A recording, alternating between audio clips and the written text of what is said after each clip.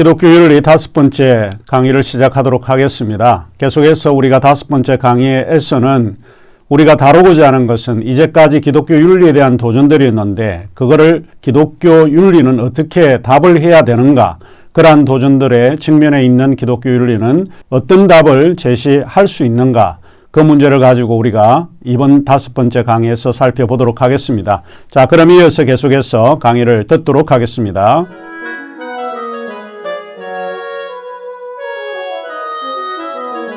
우리 지난주까지 기독교 윤리에 대한 여러 도전들이 있었는데 그 도전들에 대한 제각기 답들을 우선 살펴보고 그 다음에 우리가 윤리의 중요한 이론들이 무엇인지 살펴보도록 하겠습니다. 우선 이제 기독교 윤리의 도전에 대한 여러 대답들이 있는데 그 중에 하나가 왜 나는 하나님을 믿는가 하는 것입니다.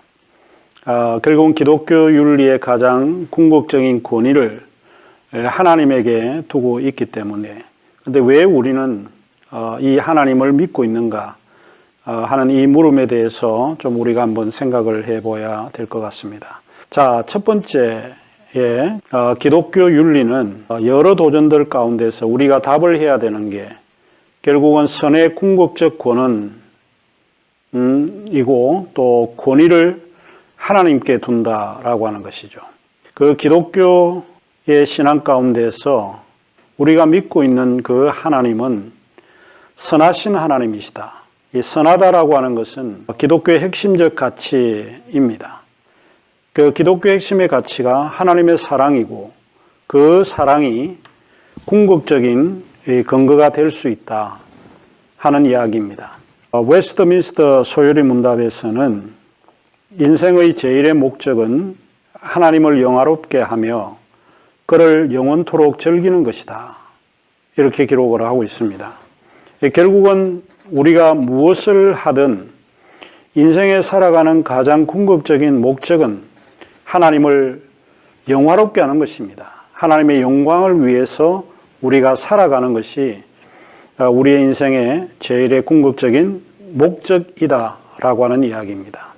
종교개혁자였던 잔 칼빈도 기독교 강요에서 첫 번째에 기록된 구절이 인간이 가지고 있는 모든 지혜, 그 참되고 건전한 지혜는 두 부분으로 되어 있다.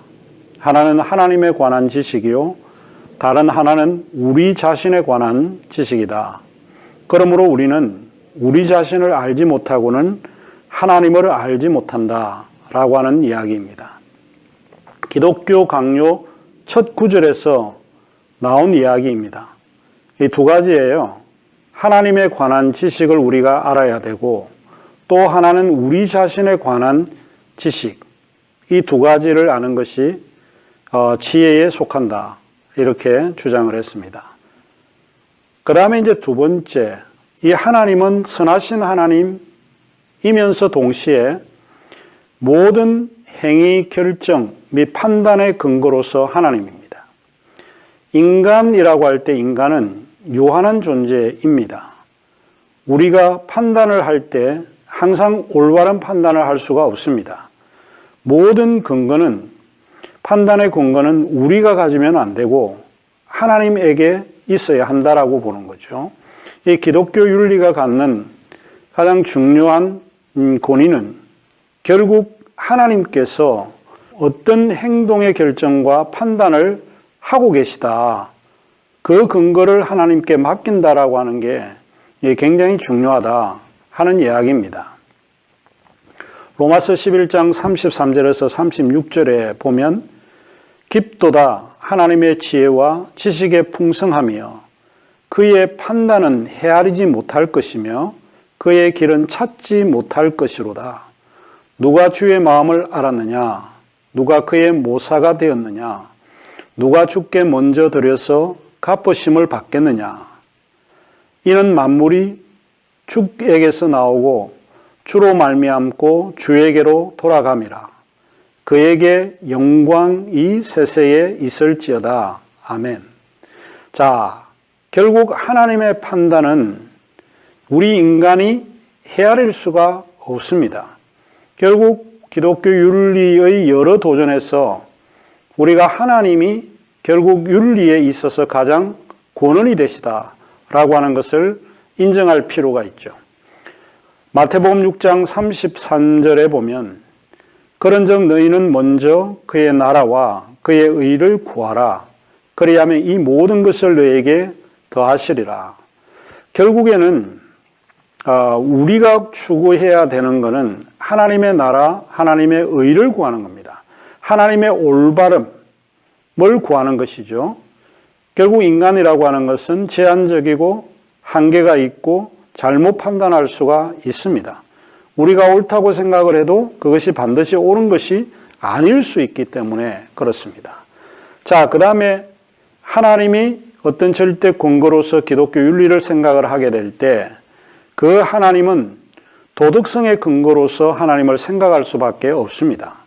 결국 하나님은 도덕성의 근거가 되신다라고 보는 거죠. 에밀 브루너라고 하는 신학자가 있습니다. 칼 발트와 동시대의 사람이기도 하고 두 사람이 행했던 신학을 가르쳐서 신정통주의 신학이라고 이야기를 합니다. 자, 이분들이 신정통주의 신학을 그 당시에는 신학을 위기로 본 거죠. 그 위기에서 구해낼 수 있는 것은 결국 하나님으로부터 돌아와야 되고 성서로 돌아와야 된다라고 하는 것을 강조했던 신학이 신정통주의, 정통을 다시 회복하자라고 하는 의미에서 신정통주의 신학이었는데 그 신정통주의 신학자들 가운데 한 분이 에밀 브루너입니다.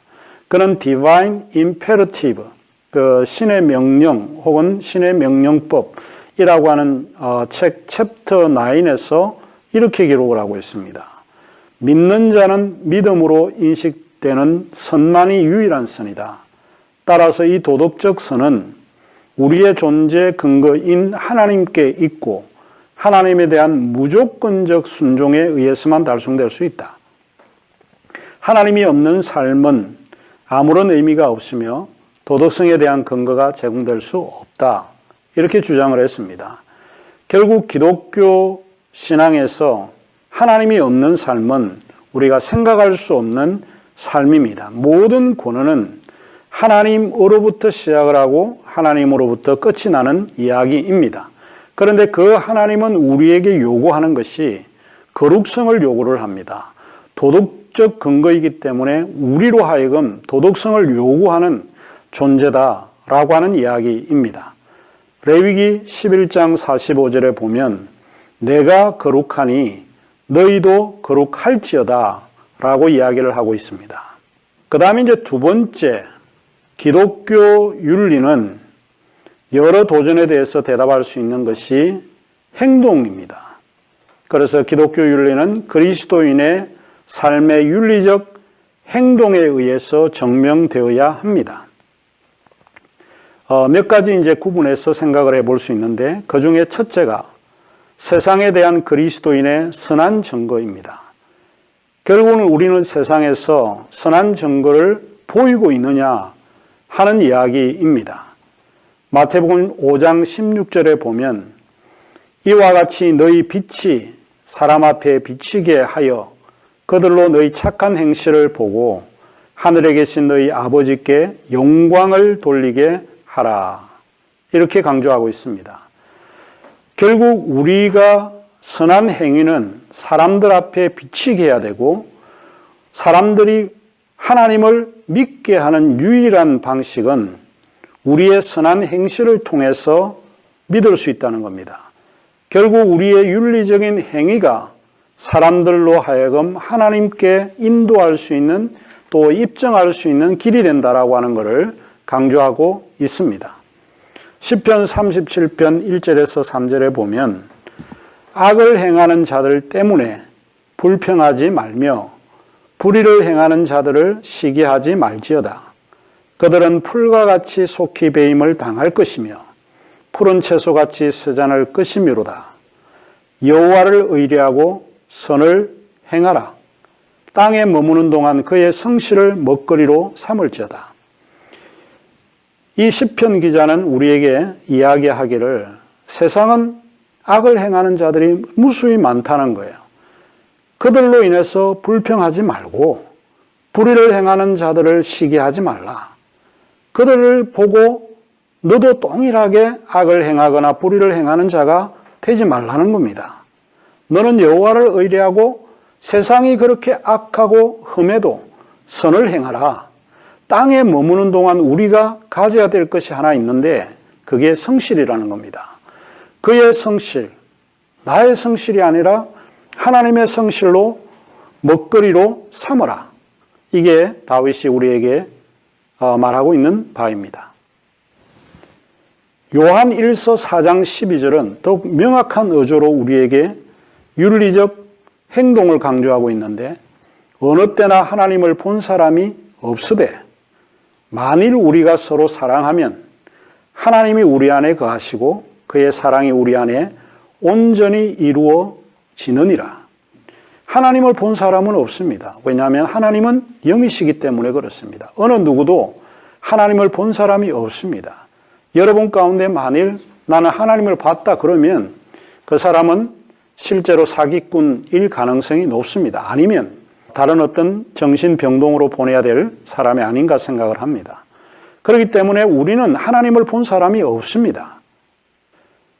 그런데 우리가 이 하나님을 본 사람은 아니지만 우리를 통해서 하나님을 보게 하는 것은 유일한 방식이 사랑입니다. 내가 사랑을 하게 되면 그 사랑이 하나님이 우리 안에 거하시는 것을 알게 된다라고 보는 거예요. 결국 우리가 행하는 실천적 행위가 하나님을 증명하고 입증할 수밖에 없다 하는 이야기입니다. 그 다음에 기독교 윤리에 도전하는 대답에서 우리가 윤리적인 가치가 필요한데 두 번째가 이타주의 행동을 요구하고 있다는 거예요.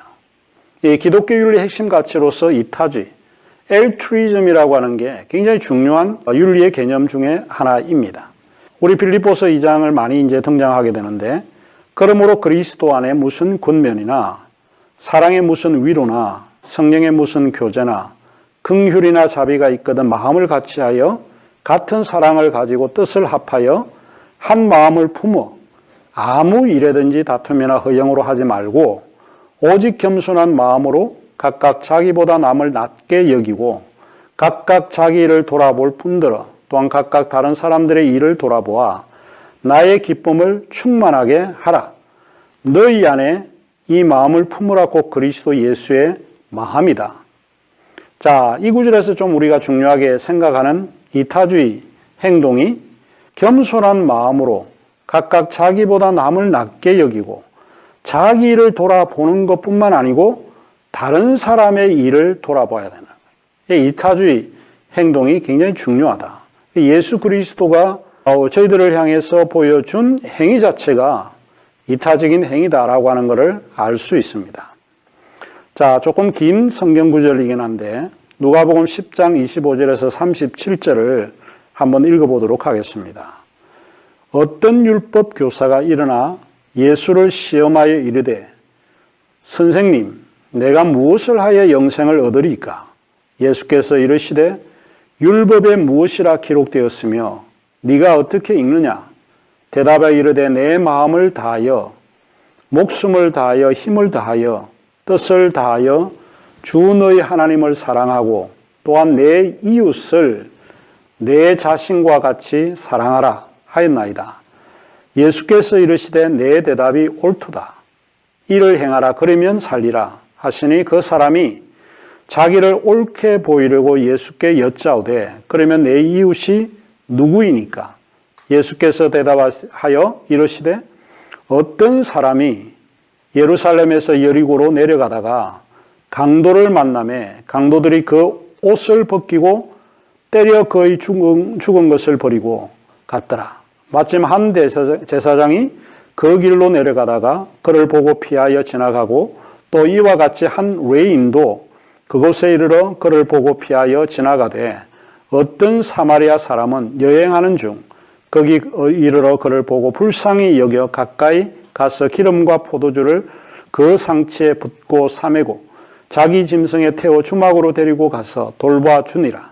그 이튿날 그가 주막 주인에게 데나리온 2를 내어주며 이르되 이 사람을 돌보아 주라.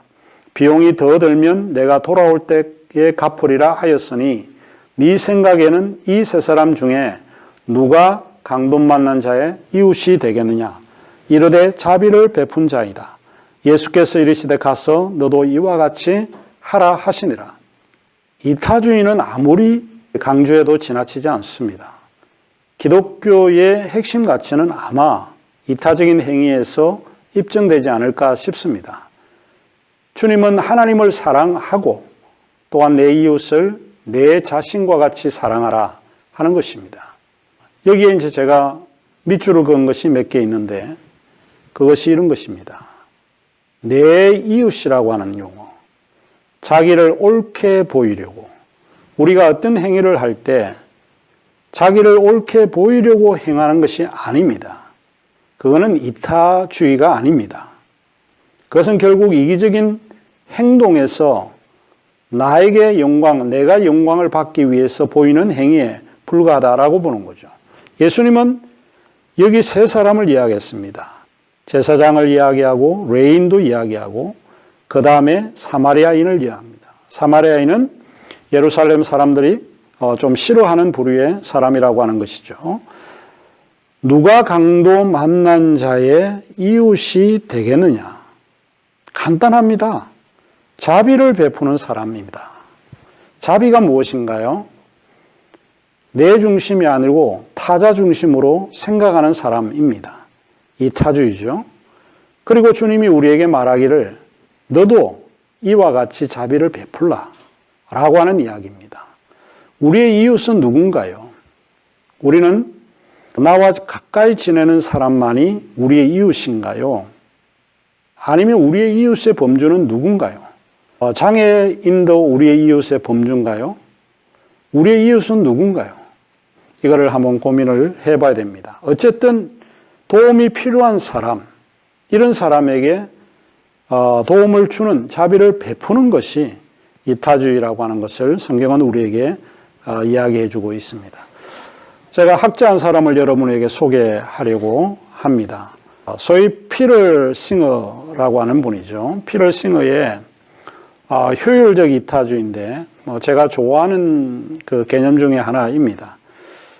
소위 effective altruism인데 이 이타주의, 효율적 이타주의로 사는 방식을 강조했는데 상당히 제가 받아들이는 것 중에 하나입니다. 그러면 효율적 이타주의는 각자 할 수 있는 선을 최대화하는 것입니다. 자, 그가 한 말을 좀 인용을 해보면 이타주의는 자신의 안위만을 생각하는 이기주의의 반대 개념이다. 하지만 이타주의와는 달리 효율적 이타주의는 자기 희생만을 요구하는 개념이 아니다는 겁니다. 그렇다고 자신의 이익에 반하는 결정을 전제하지도 않는다. 남을 위한 최선이 본인의 행복으로 이어진다면 그것이 최상의 결과입니다. 이는 그들의 최우선 관심사는 선의 최대화이기 때문에 그렇다는 거죠. 자, effective라고 하는 효율적이라고 하는 그 개념이 굉장히 중요한데 어떤 사람은 우리에게 희생만을 굉장히 요구하는 경우가 있습니다. 이타주의는 맞죠. 그런데 그거는 너무 효율적 이타주의는 아닙니다.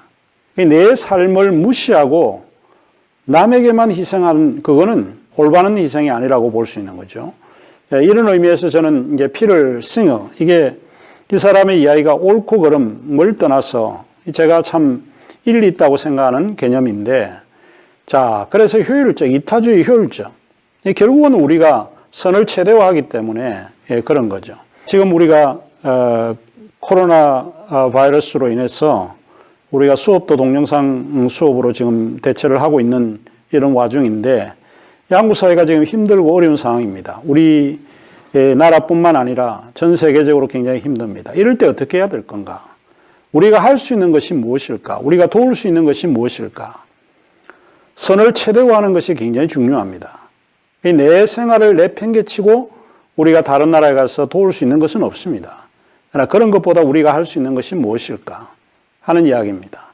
그래서 우리가 관심을 갖는 최대의 것은 선을 최대화하는 이런 것이 필요하다. 이렇게 보는 거죠.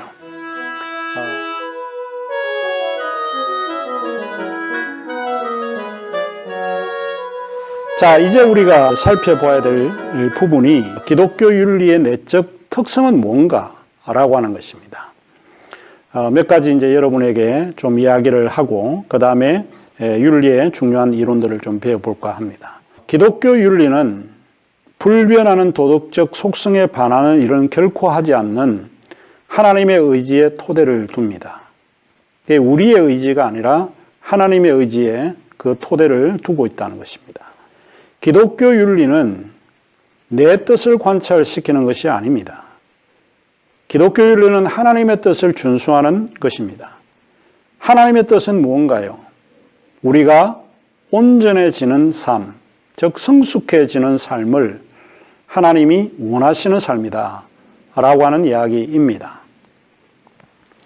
마태복음 5장 48절에 보면 그러므로 하늘에 계신 너희 아버지의 온전하심 같이 너희도 온전하라 이렇게 이야기를 하고 있습니다.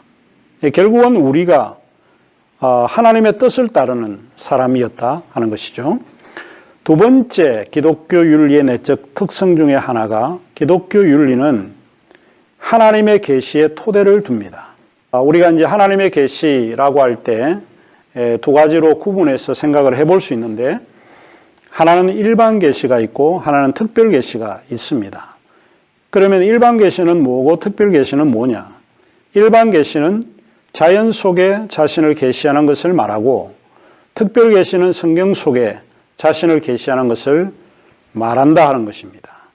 결국은 기독교 윤리는 하나님의 계시에 토대를 두어야 한다라고 보는 거죠. 특별히 로마서 1장 20절에 보면 창세기로부터 그의 보이지 않는 것들, 곧 그의 영원하신 능력과 신성이 그가 만드신 만물에 분명히 보여 알려졌나니 그러므로 그들이 핑계하지 못할지라. 창세기로부터 보이지 않은 이 자연 속에 하나님의 신성이 숨겨져 있다라고 보는 거죠. 그래서 사람들이 이 자연을 통해서도 하나님께서 자신을 계시한다라고 하는 것을 알 수 있습니다. 마태복음 5장 45절에 보면 이같이 한즉 하늘에 계신 너희 아버지의 아들이 되리니 이는 하나님이 그 해를 악인과 선인에게 비추시며 비를 의로운 자와 불의한 자에게 내려주심이라. 하나님은 항상 선한 사람에게만 비를 내리시지 않습니다. 하나님은 의로운 자와 불의한 자에게도 동시에 비를 내려주신다는 겁니다. 이런 게 바로 일반 계시입니다. 하나님의 역사는 하나님의 계시는 반드시 예수 그리스도를 통한 계시, 특별 계시에만 의하지 않고 일반 계시를 통해서도 역사합니다. 그런데 기독교 윤리의 내적 특성 중에 하나가 이 하나님의 계시에 토대를 반드시 두어야 한다라고 하는 이야기입니다.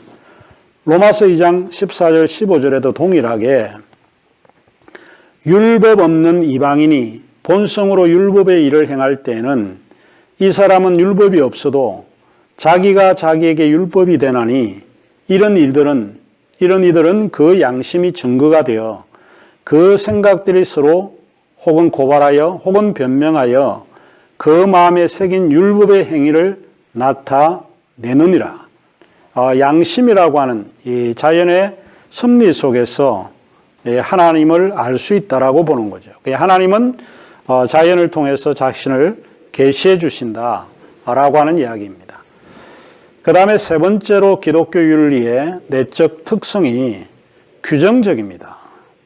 규정적이라고 하는 것은 일종의 규범적인 그런 형태로 이해해 볼 수 있죠. 기독교인의 윤리적인 기준은 성경입니다. 비록 해석의 다양성이 용인되더라도 성경 안에서 윤리적 의무를 찾습니다. 물론 성경이라고 하는 것은 굉장히 복잡하고 이해하기 어려운 부분들이 있고 누가 어떻게 성경을 보는가에 따라서 해석의 다양성이 존재하긴 합니다.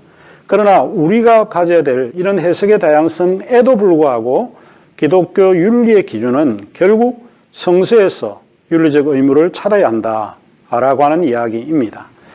히브리서 4장 12절에 보면 하나님의 말씀은 살았고 살아있고 활력이 있어 좌우의 날선 어떤 검보다 예리하여 홍과 영과 및 관절과 골수를 찔러 쪼개기까지 하며 또 마음의 생각과 뜻을 판단한다라고 볼 수 있죠. 그래서 하나님의 말씀이라고 하는 것이 결국에는 기독교 윤리의 규정을 삼는 기준이 될 수 있다라고 하는 이야기입니다. 갈라디아서 5장 22절 23절에 보면 오직 성령에 열리면은 사랑과 희락과 평과 오래 참음과 자비와 양성과 충성과 온유와 절제 이 같은 것을 금지할 법이 없다 이렇게 주장을 합니다. 이제 마지막으로 기독교 윤리는 의무론적입니다. 이 의무론적이라고 하는 게 이제 무슨 뜻이냐? 첫째로 의무론은 가치와 목적을 이루기 위한 행위에 관심을 갖는 목적론과 반대되는 견해예요. 의무론은 결과보다는 동기에 초점을 맞추는 것을 의무론이라고 봅니다. 우리가 윤리의 중요한 이론들을 살펴볼 때 의무론의 윤리를 펼쳐볼 때 그때 조금 더 구체적으로 공부를 하게 되겠지만은 이 의무론은 선한 행동이 우리의 희생을 요구할 때라도 의무를 이행해야 하는 것을 말합니다. 그 다음에 셋째로 의무론은 도덕적으로 옳은 행동은 필연적으로 지켜야 할 규범으로 받아들입니다. 내가 불편해도 그거를 지켜야 되는 그런 의무로 받아들여야 되는 것을 이야기를 하죠. 그 요한복음 13장 35절에 보면 너희가 서로 사랑하면 이로써 모든 사람이 너희가 내 제자인 줄 알리라. 우리가 사랑해야 된다는 것은 일종의 목적이 아니고 이거는 의무입니다. 우리가 당위적으로 받아들여야 될 것이라고 볼 수 있습니다.